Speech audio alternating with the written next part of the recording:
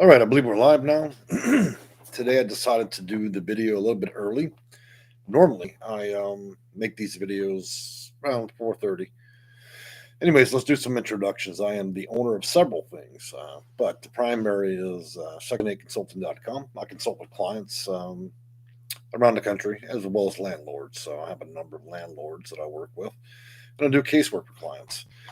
Many people are overwhelmed by the process of dealing with housing authorities, HUD, and the process of lotteries and so on. And so we find in difficult times, especially when you had a pandemic, that every advantage or edge you can get to inform yourself to do a better job of getting on these lists or possibly moving, portability, does greatly help. There are difficult parts of this country right now where housing is at an extreme. Costs are going up, rents are higher. A lot of people have been evicted and continue to get evicted. And so all these people are struggling with this housing market. People that are in New York, California, and Arizona have been especially hit hard. I know because I work with a lot of those clients, some of which we have a lot of success. And sometimes cases don't end up doing very well. It really does depend on the person's personal situation. Now, today, I'm also going to be talking about a few other things. Now, as you all may know, I always include a little bit about me and myself in my videos. So, we're going to be talking about moving our office to Arkansas. We're also going to be talking about the Houston Rock Shop, which I own. Let's be clear, I don't make a living from the Houston Rock Shop. Yes, I do make money.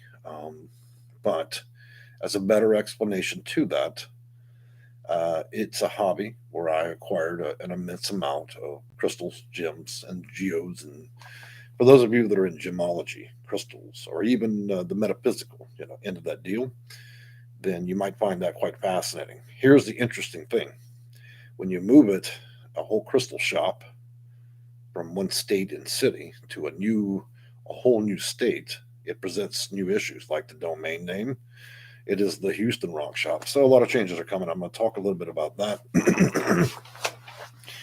And one of the more interesting things, early on in this channel's history, about 8 years ago, the videos were designed to talk specifically about Section 8 and low income housing, affordable housing, and so on. Over time, I learned that by virtue of having cats here in my office area, people notice that. People tend to enjoy that, the fact that I was a pet owner and commented a lot. And eventually, of course, the cats became more popular probably than the subject matter that I do at times.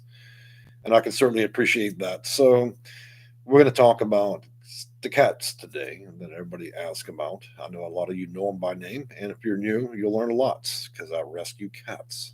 And I rescue a lot. I have a big litter of them. So I think it's standing right now. We're at 19. Okay. All right. So this is going to be a live video. You can chat with me. I think that most of you, whether you're old or young, know how to chat. If you don't, pull over your grandson or your daughter or whoever and tell them to give you a hand. Okay. So I know you can do it on TVs, phones, laptops, desktops, so on. Now, the primary course of this video will be, let's talk about Section 8. You guys have questions. This is a great time to address those questions.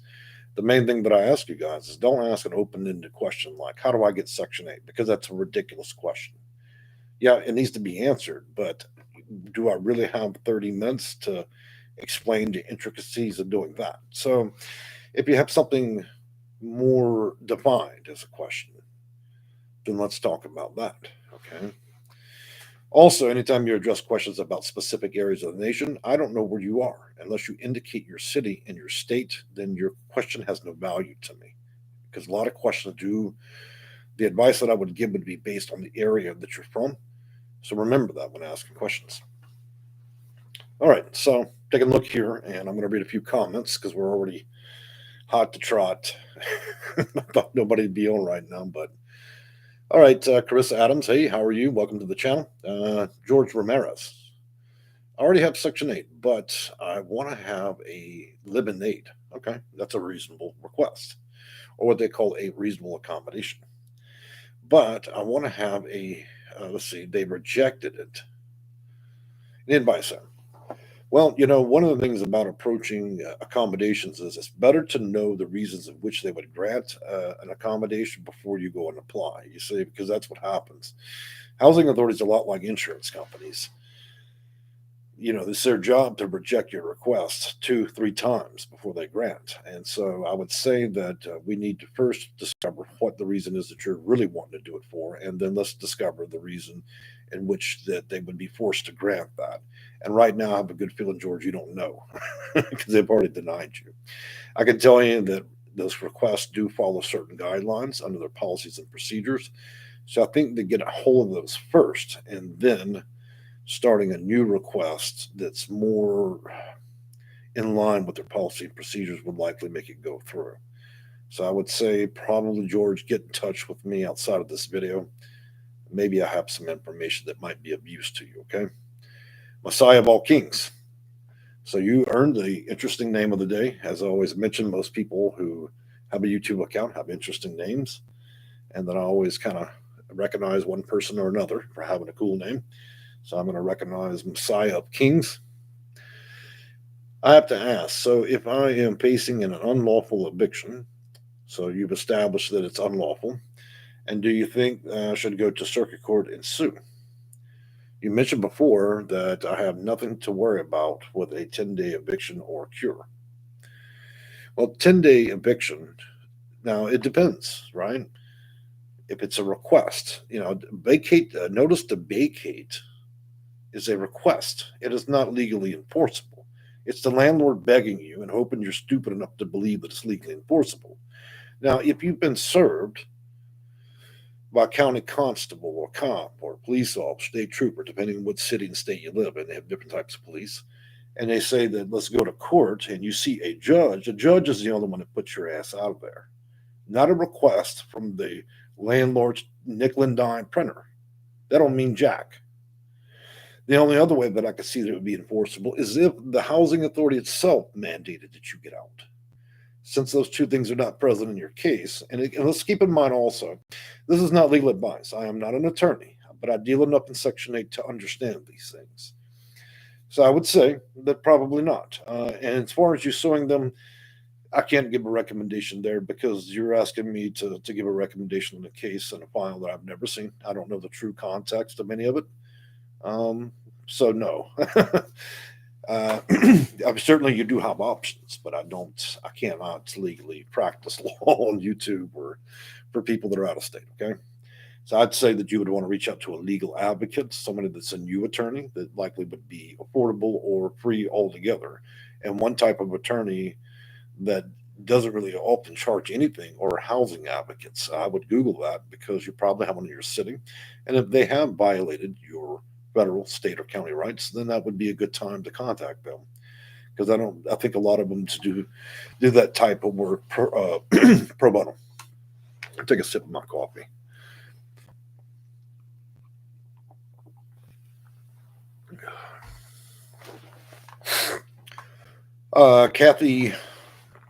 Kathy Warder.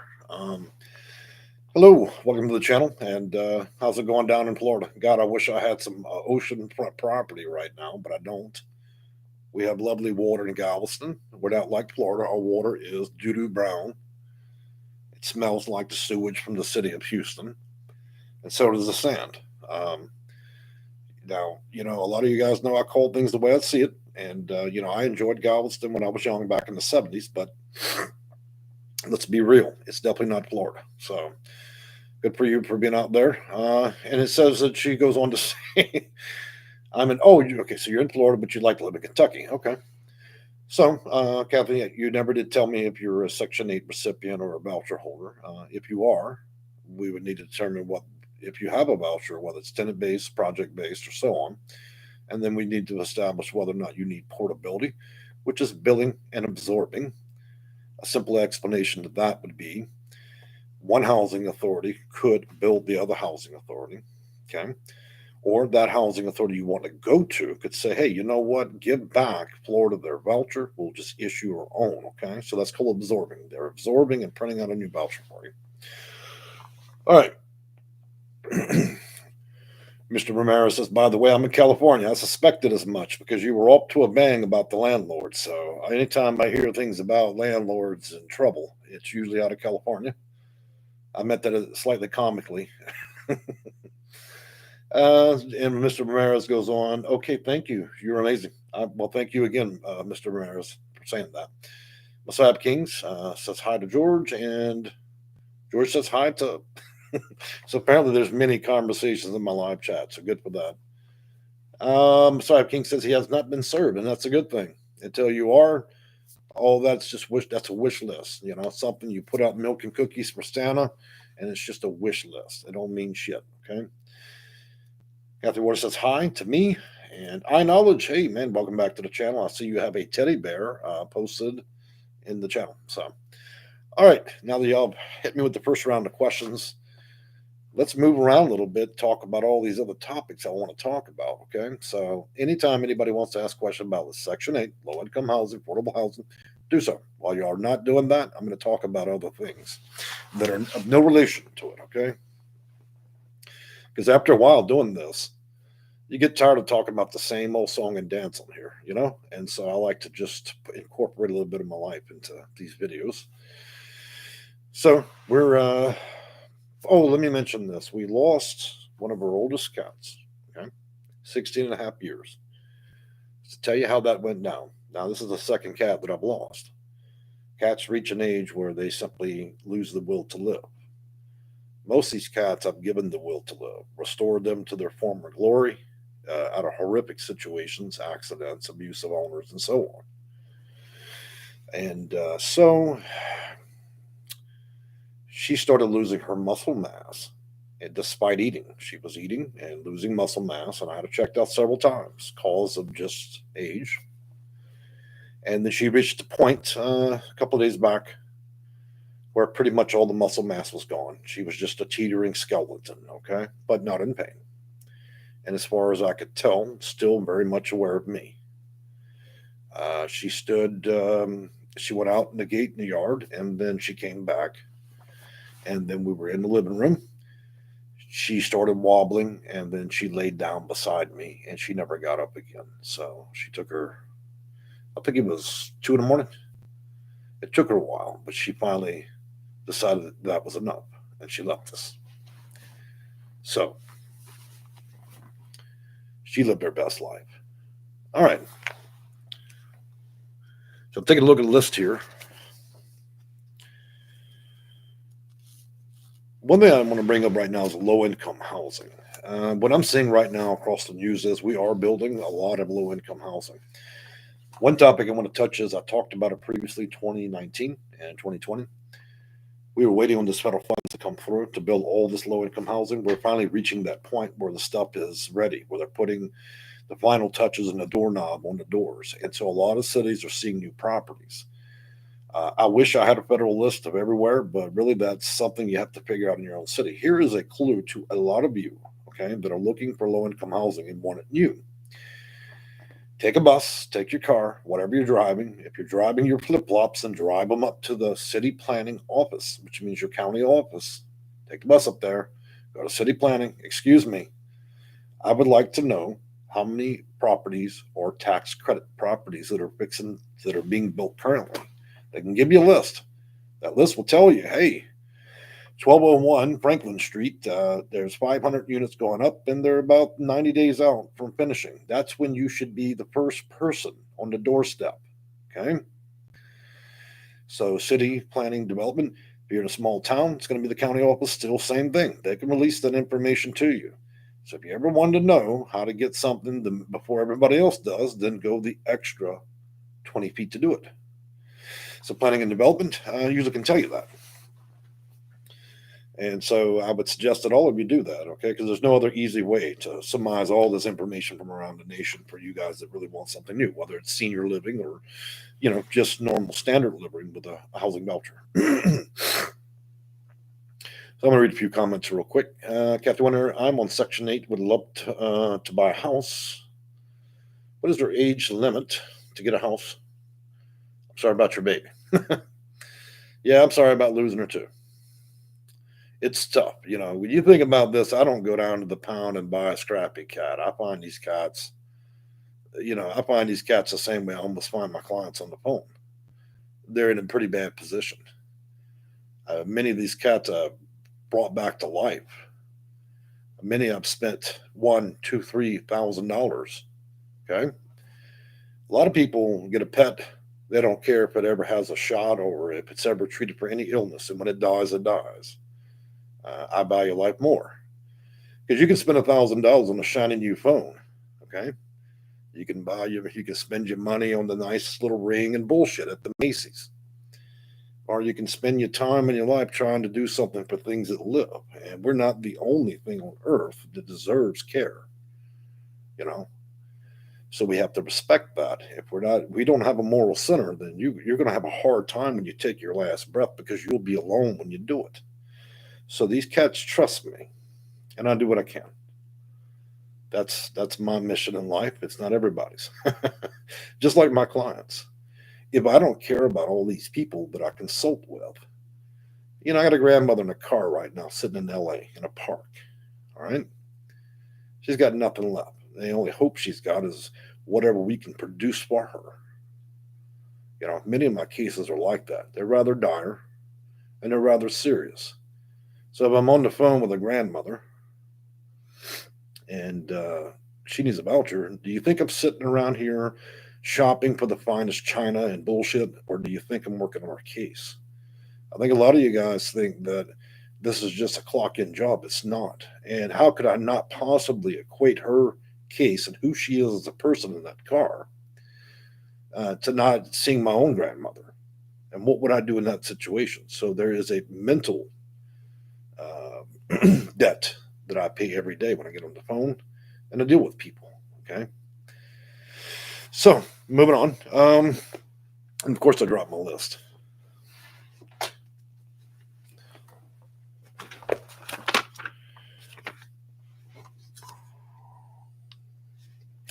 So the low-income housing, I would suggest that y'all try to talk with the planning and development for that particular aspect to see if they have new properties coming up.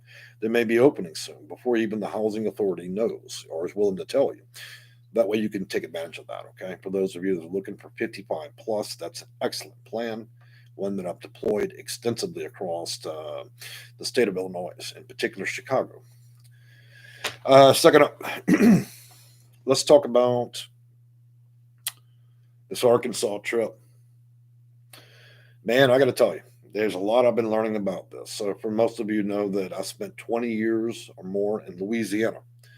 That means I was a Cajun out in the swamp just south of Baton Rouge, Louisiana. Okay, grew up in a trailer park. If you want to imagine what it's like to live in a trailer park with 500 other scrappy kids with no shoes, not even wearing a shirt back in the early days, that's what it was. It's the equivalent of just calling it the hood.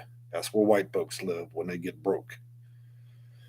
Some of those damn kids didn't even have shoes. I actually visited kids in that park where there were holes in the floor the size of a damn dinner plate. Kids didn't have nothing. A lot of those kids are sitting in prison now. A lot of them are. A lot of bad shit happened in that park. And it was notorious, trust me, even then.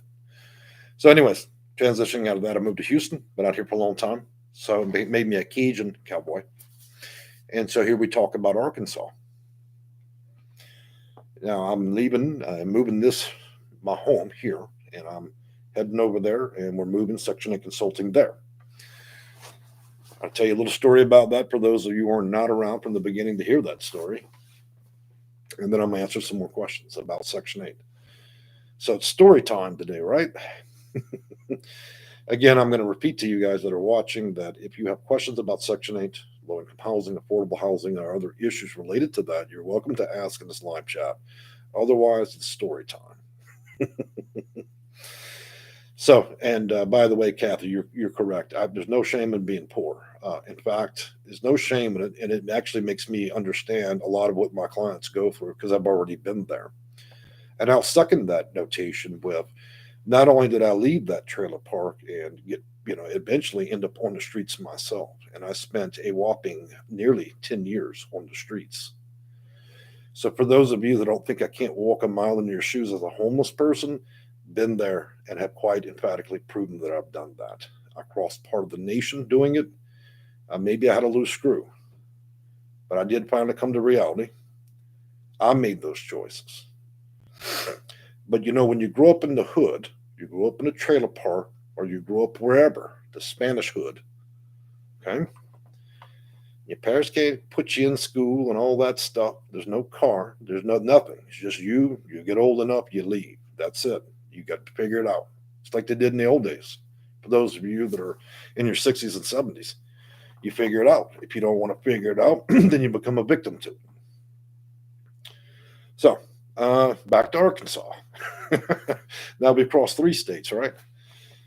So, an auction, 1,760 square foot home, and a half acre.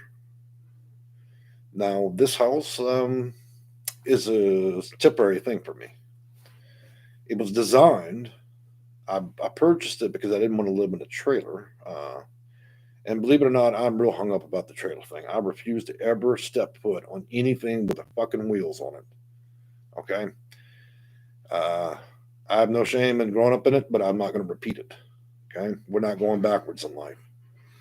That's why I decided not to do the RV, because it just reminds me too much of growing up that way.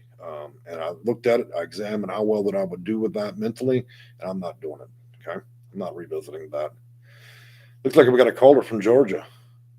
I see it on my phone. Unfortunately, I can't answer that call right now. I appreciate you calling, but yeah, not going to happen during the live video.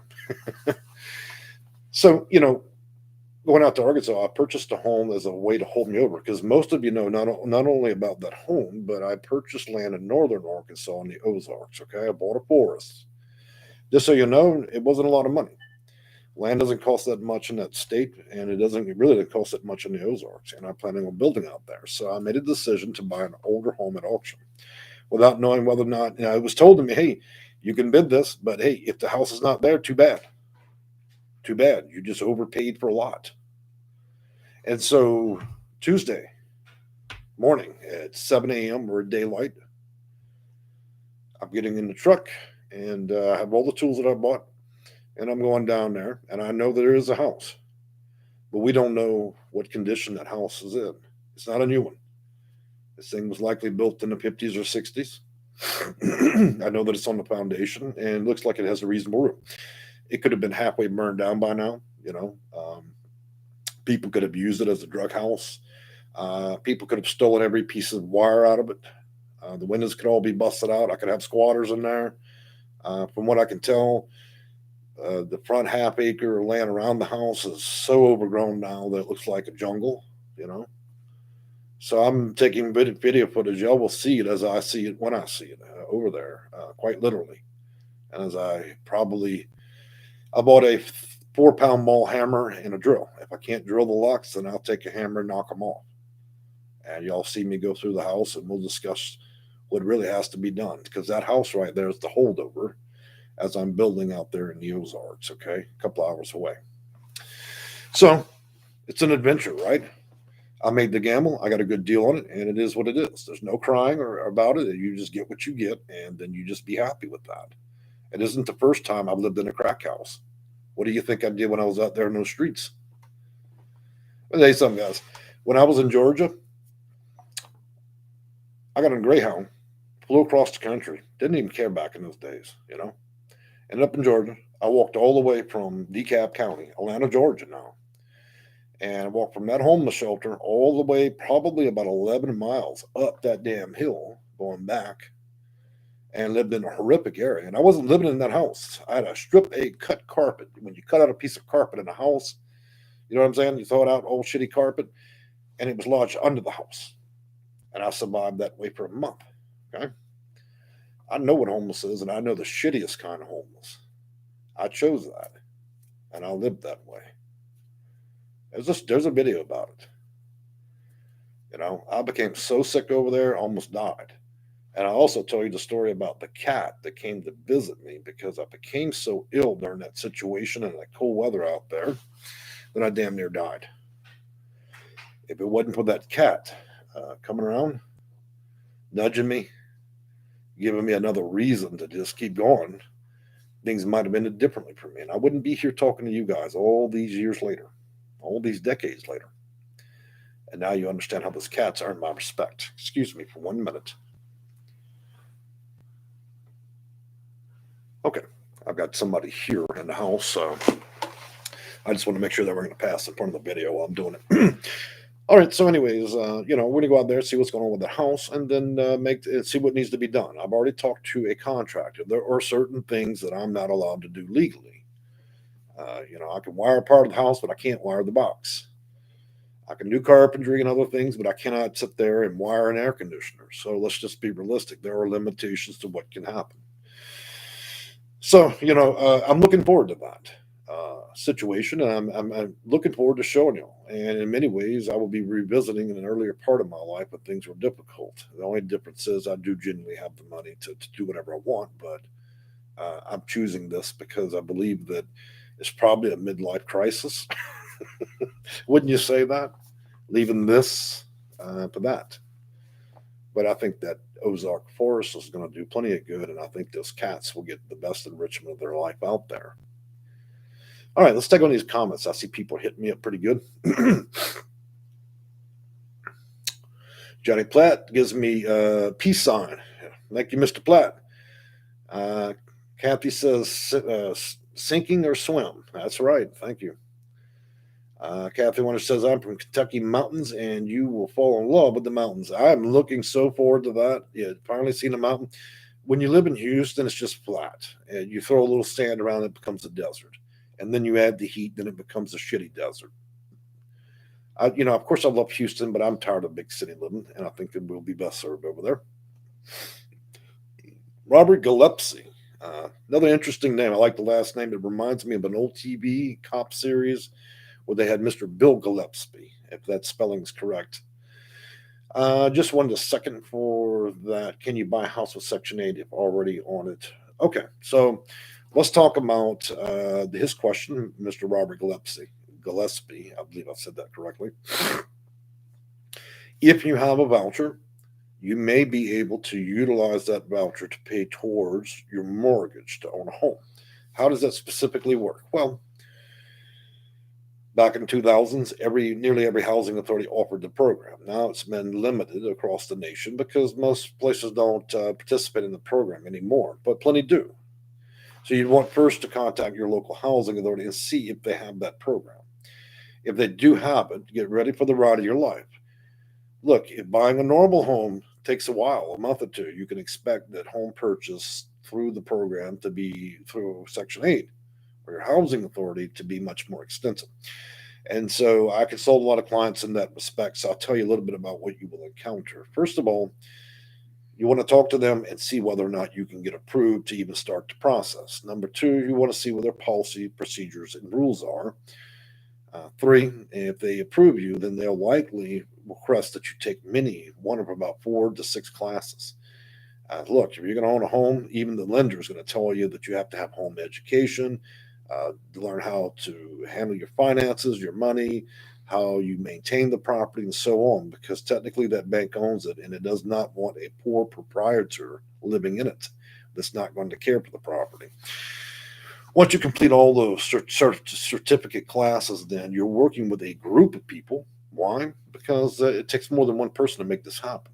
I'm not suggesting that I need to be part of that process, but the housing authorities you're working with, Fannie Mae, Fannie Mac, a lender / broker. So the lender is a person lending, and that lender must come from an approved lender list, which you'll receive from them. That's to keep you from taking loans with loan sharks. Then it would be intelligible to correspond, to work with a real estate agent or a broker. And this process will go on for months. If you don't meet a specific part that's required of you, then you'll need to freeze your life and work on that. At the very minimum request, guys, you need to have a stable payment. Well, 2 ways to look at this. You need to have at least a 12-month job or receive benefits of Social Security or stable income for 12 months. They're not willing to talk to you until you can prove that you've received the Social Security disability, your fixed income, or you're working a job for a minimum of 1 year. if you can't even hold down a job for the last year. And what's strange about that policy is we really are asking for a lot during the pandemic. Most people have had problems keeping jobs. So that's the basic summary of it. Okay. A lot more can be acquired by just talking to the housing authority and getting the information they have available. And keep in mind that what's being done in New York for your county of that housing authority does not necessarily translate into it being the same for the next housing authority or county. If if your housing authority doesn't have it, then you're really serious about this, then you would want to start calling housing authorities in every county across the state till you find one where you're comfortable living and they have the program. Here's the sad news. Out of all 20 years, 22 years of this program being out, nobody thought to put up a national list.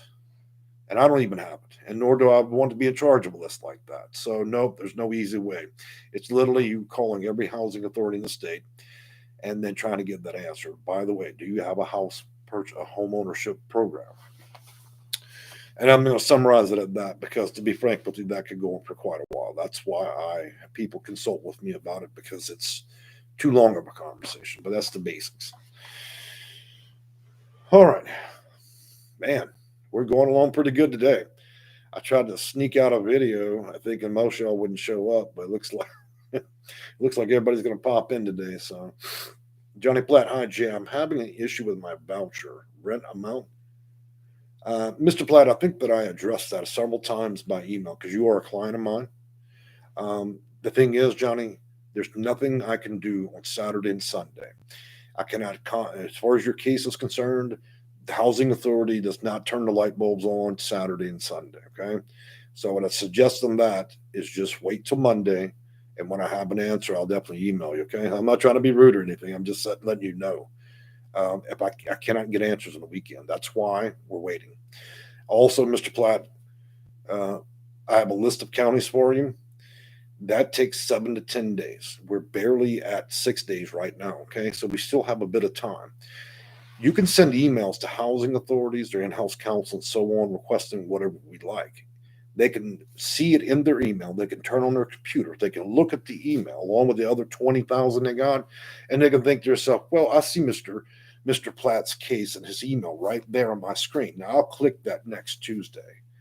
So again, guys, I have to remind you all of patience and diligence with this, that it does not work at the pace that we would like. Anytime we deal with Section 8 and the Housing Authority, it is a gigantic pain in the ass. It is slow, but I try my best to navigate as quickly as I can. So I only ask that all my clients would be patient, okay? Because we're not going to do it any quicker than the cooperation of the Housing Authority.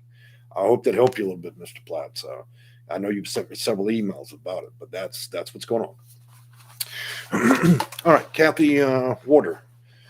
I was going to ask that question. Thank you for asking. All right, so Brashia Barrow.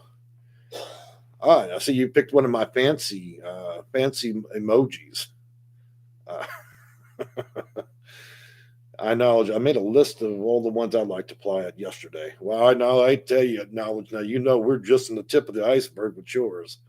So I'm working on those guys. Y'all don't got to worry. Look, I said I'm moving to Arkansas, not shutting down shop. You got nothing to worry about. I'm working on your case. But, occasionally I have to be able to take care of my own business too. So that brings me to this point, guys. I'm leaving Tuesday the 25th, and I'll be leaving till the 28th.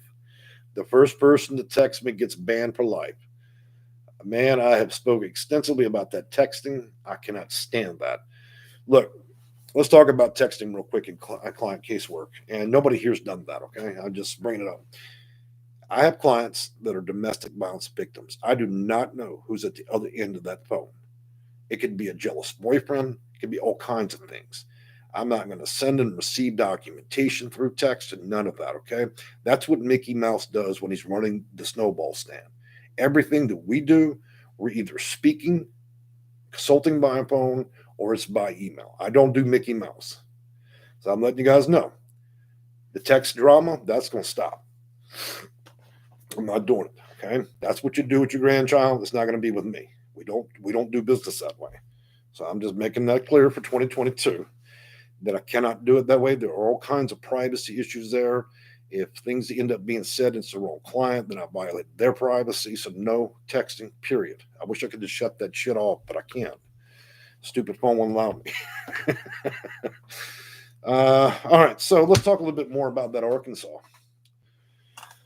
So I put out an ad for contractors. Boy, I got an interesting bunch of guys out there. I started checking criminal records and running into some pretty unsavory contractors, man, charged with a number of crimes.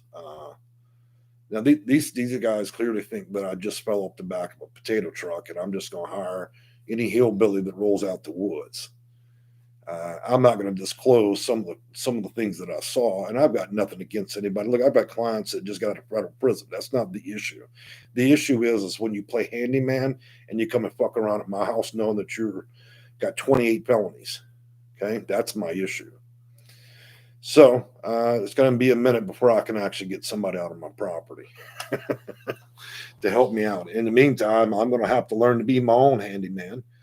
And a lot of that's going to have to be done anyways. That's part of the process of building a house in the Ozarks. It's not for me to go out there to see how many contractors I can buy. I prefer to be able to do at least 70% of the work. So, you know how that goes. I'm going to be bringing the kitty cats out there, so we're prepping it for them. And one of the things I'm going to do is make my life so much easier. I'm installing a cat door.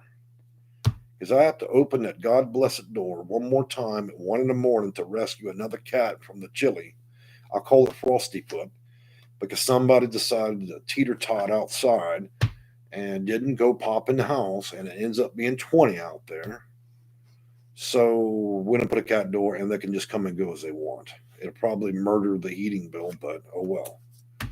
Another thing I want to talk about is going to be the Houston Rock Shop. It no longer it exists, but I've taken it down. Okay, look. I know you guys, there's many in my channel that were interested in gems, minerals, crystals, geodes, and so on. Not jewelry, not cage jewelers and all that, but y'all know that I do that, and I've got an extensive amount of that stuff in the amounts of tons. I mean, literal tons, okay? So I'm probably going to be purchasing a new domain name, and it'll be more in line with Arkansas and the area that I'm in, and then I have to change a lot of that stuff. And so that will not be open until 2024 because sometime between now and August, that's when we're moving down there. And then I've got plenty of things to do without trying to run a rock shop out of that house right now. So it'll be 2024 before I reopen that, and it'll be nice when I do. And if they zoning allows, I might just turn the living room into a crystal and rock shop. So that'll give a few of you guys an excuse to come sneak up on me about Section 8. Pretend to shop for crystals when you're really there trying to get some cool advice for free. Slowly shopping. I don't think any of y'all are going to drive out in the middle of Arkansas just to come and see me, but we'll see. And so to give you a little bit more about that, to kill the curiosity, the crystals and gems I have are very large. Okay. These geodes can range anywhere from a few inches to, a few feet. Same thing with the crystals. You should also keep in mind that in Arkansas, we have some of the world's best mines and claims out there, which allows people to have slabs, Titanic plates 20 feet long with nothing but huge spiked crystals. And I'm looking into my own claim out there. Not to say that I'm going to be out there with an excavator, but I'm seriously considering some options because I do intend on doing the real deal. Why do I need to buy this stuff from Brazil? I got it right there in Arkansas. Matter of fact, I got it right there in Arkansas, 40 minutes away. Only thing I need to do is get with the Bureau of Land Management, stake a claim, pay the money. There's a lot of money involved in that. And then look into it, what it takes. So we'll see. All right, let's get back to the questions here at hand. Talked enough about the Houston Rock Shop that will become probably the Arkansas Rock Shop. And talked about the cats and the living and the dead, the recently deceased. Family Foster, okay, I already answered that. Cherries, all right, cool name. Do I really need to go through the waiting list to get Section 8 waiting? Okay, so looking at your question, you want to know whether or not home ownership does not happen without a voucher. So If you don't have a voucher, then you're going to, however long it takes you to get the voucher, then you can go and utilize it. Guys, a lot of people are asking me whether or not you can just skip Section 8, not even use a voucher, nothing. Hey, can I just drive the housing authority and do the deal? No, absolutely not. This housing program is for people that already have vouchers, that already are extreme low income. It's not to serve the general population. That's not what it's designed to do. So, unfortunately, no. So, you got to get a voucher first. Crystal Addy, wow, that's been a minute, Crystal. Where the hell have you been? You used to be in all the videos. And Crystal Addy goes on to say, you could design a special cat sanctuary for them, I'm sure. Well, I can tell you that half acre is going to be probably something like Alice in Wonderland by the time I get done landscaping it, adding trees, adding bees and hummingbirds and squirrels and other stuff. I like nature a lot, so I'm going to do a lot of neat things out there. And y'all seen the color blast of trees I'm going to use: pinks, purples, yellows, greens, and yeah, it'll be a hell of a forest. It's going to stick out in Arkansas, that's for damn sure. If any of you grew up around crepe myrtles, you've seen those wild colors. So I'm looking at tree colors of all types that issue all types of leaves. And so we're going to be doing a lot of that over time. Trees take time to grow. To get a tree about medium to large length, you need a decade. So in the beginning, it'll look like a bunch of lollipops in the yard, but after a while, those trees will grow and it'll be something quite extraordinary. Same thing that I'm going to do out there in the Ozarks, but I don't want to change the ecology too much, and I don't know what trees would survive that far up. Okay. But by the house, I'm going to do an extensive amount of landscaping the cats can enjoy, because cats love to be up high. And so we'll give them the opportunity to do so, as long as they're not going to eat a snack on all the birds. And I have a concern for fat cat wanting to eat birds. You got to remember, those are like hors d'oeuvres. So if I allow the cats to be able to climb the trees, they're going to be having breakfast, not at IHOP. They're going to be having egg breakfast out the nest. So I do have to limit how my cats can get around. Otherwise, they will kill and mangle everything in the yard. And y'all know that, right? Cats don't play. And you put a bunch of them out there, and they'll kill everything that sings, flies, or moves. That's just what they do. A lizard's gone. They've eradicated everything in this yard. So that's the circle of life when you got cats. They don't play around. Sadly, I can't get them to kill spiders, so I might have to put them up for adoption. Because you all know about spiders, and I can't do that business. Crystal Addy, I was able to get housing, and I've been busy and moving and unpacking. Thank you for all your support and helping me get through the hard times. That's what it's all about, Crystal. That's truly what it is. And you see how much time that it's taken, and the struggles with it, and having to try to get the right supports in place, getting the understanding, and getting yourself educated, and getting through the process. And so, Crystal's a client, and I can tell you, she stayed the course. A lot of people flake out. They want this until it becomes difficult. Well, what about Section 8 is simple? At what point are we delusional or so drunk that we're unable to see that this is a difficult system to navigate? I do a lot of work on behalf of clients, and I can tell you, I deal with the same shit with housing authorities and their attitudes on the phone and other stuff. You guys don't even get the brunt force of it. So I'm glad to hear that clients are moving on and getting what they need. OTP, eucalyptus, keeps them at bay. My grandmother was a big fan of that. She was an Cajun woman. She always kept eucalyptus around.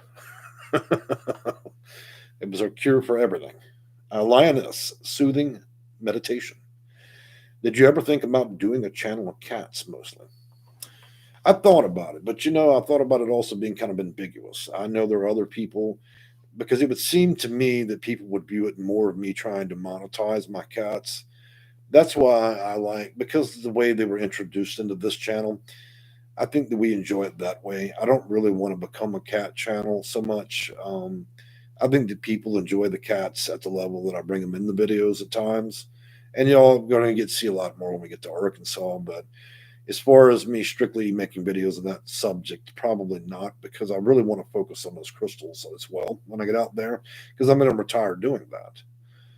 And so, this will go on for as long as it can, clearly. And then I'm going to be expanding the rock shop and the crystals and so on to a high level. And it likely will have a separate channel. Plus, there'd be a third aspect of watching me build a house and so on. And that stuff will go on for years. You know, there's no mistake in believing that building homes or trying to repair them is nothing fast. And when you compare that with my schedule, and I am alone, all this stuff just takes a lot of time. You know, I could throw all the money I want at it. It's still going to take time. I prefer doing things slower because I like to get things as right as I can.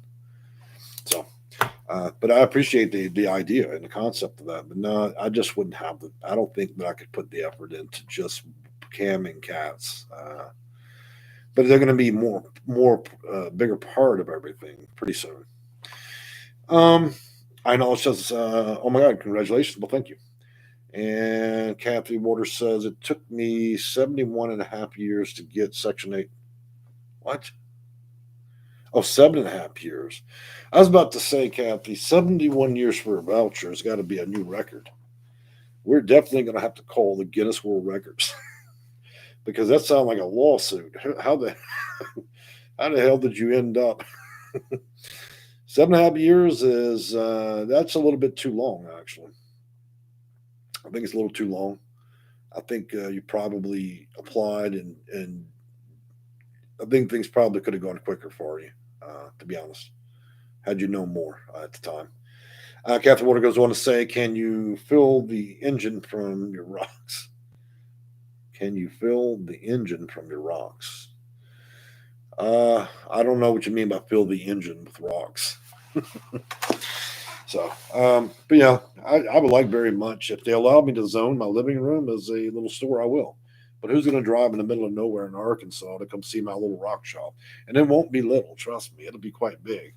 And now that I have access to 9 different gigantic mines out there, oh boy, it's like lighting a drug pipe. You know what I'm saying? This is like true addiction going wild because now I'm within 40 minutes of all these places. So you know I'll be out there with a pick trying to pull half the mountain down. So you'll likely see me get thinner, and I don't need to pay for a tan. Why do you need a spray tan? Just join me at the Rock Hill. I'll go out there and burn to a piece of bacon out there until I get what I want. And then they have Crater of National Park, Diamond Park. So you can go out and dig in the dirt for diamonds and all that stuff. I might give that a try, but I have a feeling that that's probably more of a waste of time. They have so many rules preventing automation of that because, to be frank with you, I can think of how I can automate that and sift all that dirt within weeks. Why do we need to sit out there with a little bucket and a children's shovel with a little screen? There's lots of ways to pull them diamonds out of that dirt much faster than what they're having the silly people do out there. So, I mean, I'm gonna go out there and check it out and see what the rules are. But I can think of many ways I could speed that process up immensely, even if I've got to go down to the local welder. So, Kathy Water goes on to say, "I'm 58." Well, congratulations, Kathy, for being 58. That means you're plus 55, which means at Ryan's Steakhouse you get a discount. And for the sake of everything, you can actually be able to get into a senior's property. So that's not intended as an insult. I'm just picking with you a little bit. Christopher Stewart, welcome to the channel. I wanted to start by thanking you for your help helping folks. I've been wanting to talk with you because I was recently exited from a homeless shelter after being there since July 26th. A little help. It's an unfortunate situation, but yep, shelters are really about numbers. They receive federal and state funding, and actually, you're staying there is like a ticking time bomb.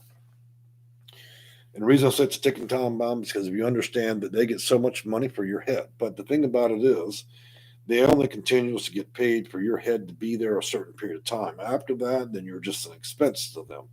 And at that point, it would be that's why they only allow people to come a certain period of time.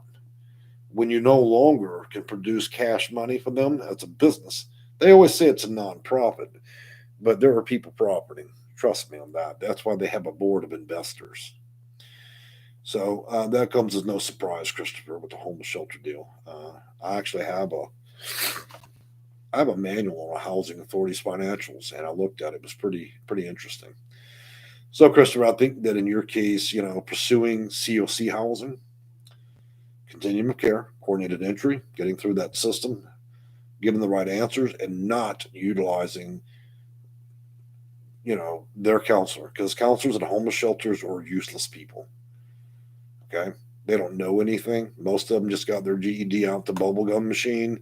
And it's no offense to those of you who have GED. What I'm saying is, they don't know what I know. Okay, nor do they have any interest in seeing anything through. They'll do the very least they can, and then you'll still end up on the sidewalk. So, my advice, Christopher, if you really want to put jet fuel to get yourself in somewhere and get a voucher, get with a real consultant, okay?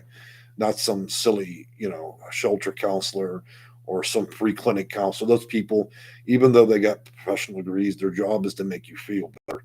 They know very little about what Section 8 is or how to navigate it. They know how to pull out the application and they help you fill it out. Look, do you need fucking help writing your name? No. And I mean that in a good way to you, but I'm saying it's annoying, right? Because they don't have any special magic in what they do. They're just filling out an application. They don't give a shit if it's right or wrong. So my advice to you, get a consultant. It doesn't have to be me. It can be anybody that you trust that has favorable background in the field. And you might just find that in around 30 to 35 days, you may no longer be a homeless person. All right. There certainly are vouchers and programs out there that can literally propel you up off the street. But it's a clever game of knowing how, where, when, and do you really have the operational guides they have. That way, you would have not only the questions, but also the answers. If you understood their scoring system and so on, then you would be able to give very preferential answers. In other words, it's like going to take your SATs, but you've got the teacher's manual. That's the way you want to operate when you're in a game that you're playing. And it's not a game that you're playing, it's that you're in one and you don't realize it. You're in a system of things bouncing between shelters and homelessness, and it's a tough system to get out. And most people get trapped, and eventually, inside the track, they end up one or two things at the end of a cracked pipe or at the bottom of a beer bottle. And so, Christopher, I hope that doesn't happen to you. People fall prey to a lot of things as homeless, okay? Watch out there. All right, guys, I think that we addressed a number of things here today. I've been answering as many questions as possible. So, just to recap, Christopher says, I watched you for months and the scoring system, I scored high, but on my application, scored high on my application. Your application was lost. Well, somebody needs to be held accountable for that.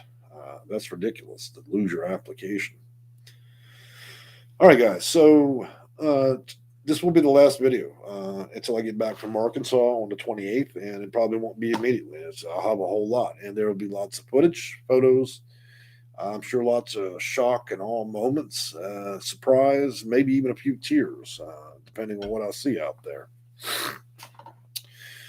And then I'll be resuming all casework. As a reminder to all clients, do not call me, email me, or text me. I swear to God, while I'm on that road to Arkansas, because we will not get along. I'm very serious. Look, I take very little time for myself, but when people badger me and they know that I'm out there trying to do things in Arkansas, I don't call you in Hawaii. Don't do it to me. If people do that, I will drop your case like a hot rock, and that will just be the end. I'm serious. Because I don't have time for people that don't give a shit about me, okay? Because clearly I have it for y'all, for all of my clients. But when people just treat me like trash, I can't stand that. So, but for those days while I'm gone, I'm just saying, I've got to go down and take care of business. I cannot sit there and do casework with no internet in the middle of the woods, okay? Let's just be real. I think beyond that, and then get the house prep for the cats, and then hopefully we'll be looking at opening the. I keep wanting to call it the Houston Rock Shop. I'll be opening the Rock Shop under a different name, which means I've got to redevelop the website and so on, new domain and all that good stuff. And so for those of you that were curious about all that stuff, it'll be a while before I bring it back. Okay, even though I've got a killer product, and we'll be incorporating a lot more to that. And then consults will start picking up again for February. So I'll do a little bit more at the end of January, and then we'll pick it up again for February for new clients. And I think that a lot of casework is going to be, for a lot of you that are waiting on original results from your casework from your first week, should be receiving that tomorrow, which means I'm working, guys, but I unfortunately can't work 20 hours away. So I have to be able to make videos because I enjoy what I do. And so, for those that have outstanding casework right now, you'll be receiving that probably about 4 o'clock tomorrow morning. So between 4 and 8 a.m. That's when I like working. Outside of that, let's see who else has been commenting here. Mama, safe trip, and you and the kitty cats. Well, I won't be bringing the cats this time, but they will be making the next few voyages because the cats need to learn how to ride in a truck and then to get used to that motion. Okay, I want these cats to be comfortable. Um, Johnny Platt, take care, stay safe. Appreciate that, Mr. Platt. Christopher Stewart, enjoyed it. Thank you. Hope you get with it soon. Betty Love, safe travels. Thank you very much. Sunny C, safe trip, my friend. Kathy Waters, snakes. Kathy, why are you always trying to throw snakes in my hair? Messiah King, safe travels. Rashia Barrow, can you put dates and times that you'll be back and go have fun? Yeah, I'm going to put the dates up actually. And I think I did. I'm going to post it in the community page. When you're in the YouTube channel now, when you click on that fat face of mine and that photo, it'll bring you to the main page. Then you'll see a bar of links, and one of them says community page. You guys should bookmark that. It's a lot like Facebook. It allows me to post posts and images and pictures and so on. So it's like my little Facebook inside of my YouTube channel. It means I can talk with you guys without having to make a video. So bookmark my community page. You'll see updates there. And you can communicate with me as well. We have polls and different things, and I posted over 400 times in there. Closing out some of the last comments here. Bashir Barrow, can you? Okay, so I already did that one. Sincerely blessed. Please, can you leave? Please can't leave until I get approved for Section 8. Oh, I can't leave till you get approved for Section 8? We might have to get you a mental health checkup, honey. I'm not going to stay in this video till you get a Section 8 voucher, if that's what you meant. So that's the way it sounded. Yeah. So, but I got to leave. It don't matter. Look, I can help clients anywhere. I help clients in all 50 states. Let's clear up that confusion right now, guys. HUD is a federal program. The feds cover all 50 states, okay? I don't just help clients in one zip code in one little town with one horse. I help clients in all 50 states. And so for that reason, I work with clients in all 50 states. I can help you no matter where I live. I can help you if I move to Indochina, okay? It'll be a little difficult because of the time zones, but I can still help you. So me living anywhere is not contingent on whether or not you get a voucher. Mama, you are such a blessing for us all. We will see. We'll see at Judgment Day, won't we? Whether or not I've been good or bad. That's, you know what? We've all got some answering to do for behavior.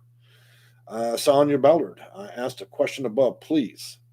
Well, Miss Ballard, let me get right to that. Let's see. That question better be there, Sonia. We're in trouble. I'm looking right now for that question.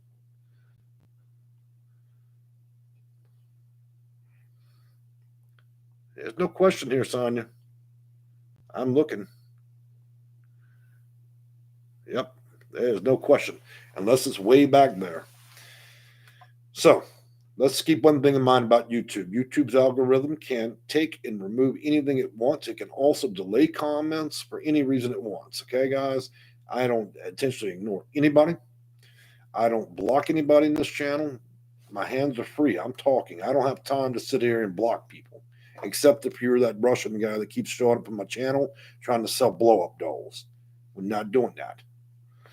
All right. Gently moving. Post pics of all the beautiful. Gently moving. You're an asshole. I'm not posting pictures of all the beautiful spiders. You hear me? I'm gonna post pictures of you in the woods. All right. Sonia Ball says way up. Yep. I might have missed it, Sonia.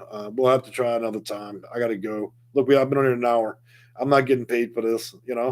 Google's gonna give me about 3 nickels, maybe a quarter and 3 nickels for this video. I'm running out of inspiration to talk any longer since they're not paying me nothing. They're paying me pauper wages to make these videos. So I don't know. It is what it is, right? Kathy Water, now if you come back with a accent, I've got lots. If you catch me drinking a beer, it changes. If I go see family in Louisiana, I talk like a Cajun. If I get out there in Arkansas, who knows? I've heard how folks talk out there, so it might change again. So we'll see how that works out, right, Kathy? All right, guys, I'm getting out of here. We're just talking nonsense now. Ain't nothing going on about Section 8.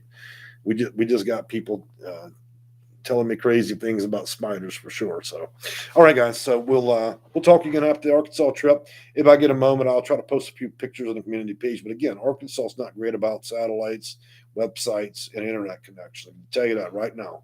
Most of that state is rural.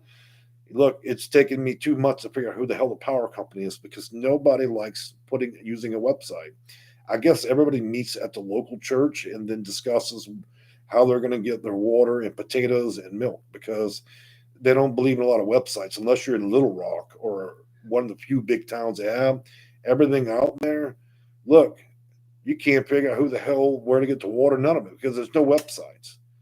If you can finally find a website, there's no phone number. If you've got a phone number, then it's also the mayor, the sheriff, the fire department, and EMS all rolled into Bob.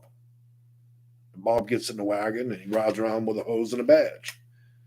Look, a lot of Arkansas is very rural. Okay, so I don't even know how we get satellite. Maybe it's gonna be satellite internet. And again, I don't mean that offensive to anybody or Arkansas. I'm just saying I'll call it the way I see it, man. There's a lot more bullshit out there to get things done. So I'm hoping this trip out there will help me establish utilities. Because to be frank with you, I could have done all this in 20 minutes anywhere in Houston. You know, I could have just visited a website, make a phone call, power, water, internet, trash, all that. Arkansas, it ain't happening, at least where I'm living. So maybe I'll help out that town that I'm going to be living in and make a website just so other people won't be as annoyed as I am at this process of having to literally go down to the church house and the fire station to figure out who's got utilities and all that. It doesn't need to be this difficult. So I think I'm going to help them out and just make a one-page website for 99 cents, just so future people. This may be why there's only 400 people in the town. Nobody knows how to move there. Boy, boy, boy. When I get there, those people probably not going to like me for saying that. So, oh well. All right, guys, I'm getting out of here. Y'all have a good night. Bye.